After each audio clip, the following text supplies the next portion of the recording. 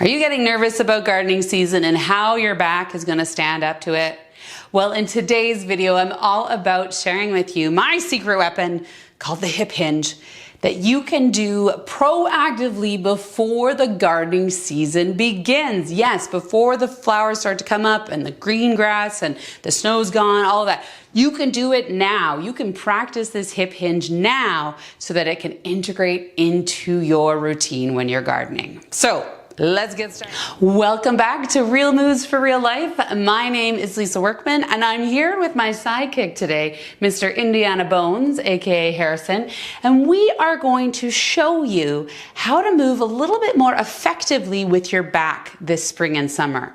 Now I've got it set up here today looking at my indoor garden, my arrow garden, but also looking at a bed down here, which is a pretend bed, but our pot nonetheless.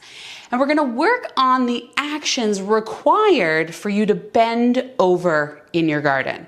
Now, many a client have been concerned about their back in gardening. Low backs, aches and pains. When that spring season shows up, you hit the ground running, and guess what pays the price? Your back. So in today's video, we're gonna be proactive here and get yourself with some tools so that you can start working on this now and in through the gardening season. So for Harrison's body, he's got this long, lovely spine running right down the whole length of his back. But we also have this really hardy bone, our pelvis. And it holds weight really well. We also have our leg bones that attach to that pelvis. So if you can think about the pelvis being the foundation, the real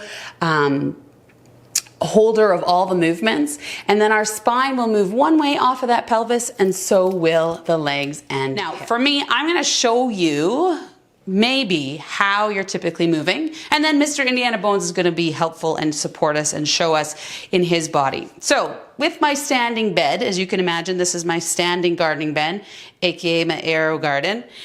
I could bend down forward and look at the intricacy and like cut my leaves off and do all of this. But notice what my spine is doing.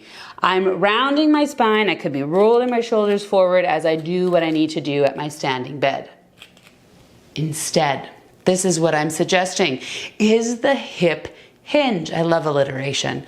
So taking your hands just on those fronts of your hips, you're gonna get that crease show up as you hinge from it. So feeling right in front of those hips, you're gonna bend forward from those hip creases.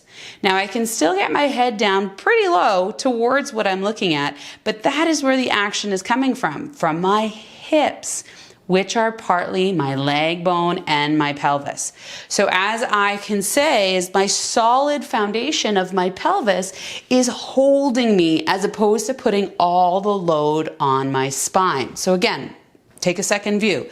I can round forward and look here and play with my plants, or I could put one hand in front of me, one hand behind, and hinge forward using the strong muscles that are around my hips, around my legs, as well as around my spine. It's not that the spine's not working, it is, but we're taking that extra load off. We're allowing the really solid part, my pelvis, to support this position. So let's say you're down on the ground and you need to be in a bedding plant down low. So if we come to the floor, I'm going to kneel on my gardening pad. If I was to sort of slump over top and like round over as I'm hoeing, I'm putting a lot of extra strain on my spine. Let's take the load off that spine and come into the hip hinge, hinging at my hip. I'm still gonna place one hand on the floor, but you can see I'm being purposeful in how I'm hinging. I feel like my bum's dropping back a little bit, but I'm moving from my hip creases to allow myself to come and hoe in this pot. The way up then would also be hinging and pressing those hips forward.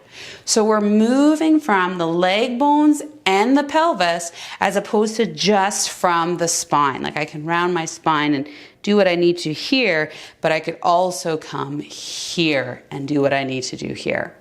So the lower you get, the more of the spine might actually come forward, but can that movement come from those hips?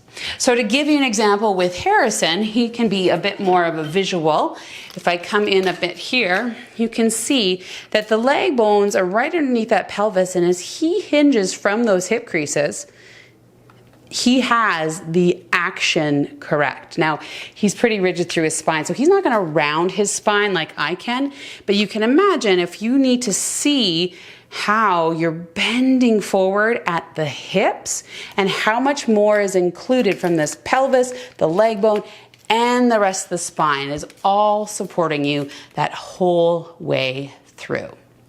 So you might ask, well, what can I do about this now? Well, let's practice those hip hinges. Again, hand in the lower belly, one in the low back.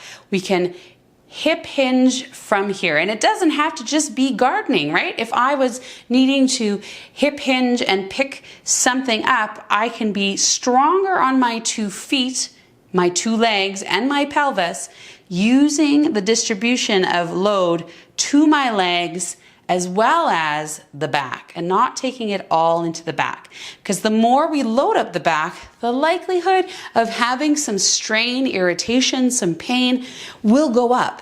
The more load we put on our system, the more likelihood that it's going to not like that amount of load. So if we can distribute it elsewhere, specifically to the legs and the pelvis, then we are going to benefit from less strain and less pain this gardening season. Well, that brings us to the end of this Real Moves for Real Life episode. My name's Lisa Workman. I got my sidekick behind me, Mr. Indiana Bones. We are happy to bring you videos just like this. And if you like this video, be sure to give me a nice big thumbs up, and that makes the whole YouTube universe find me. That would be wonderful if you could do that for me. And leave a comment below in the comment box down there. I am curious. Are you using this hip hinge before the grass turns green? I want to know, so let me know down in the comment box. Thank you again for joining me here today. For all your movement needs, I'm here to help you.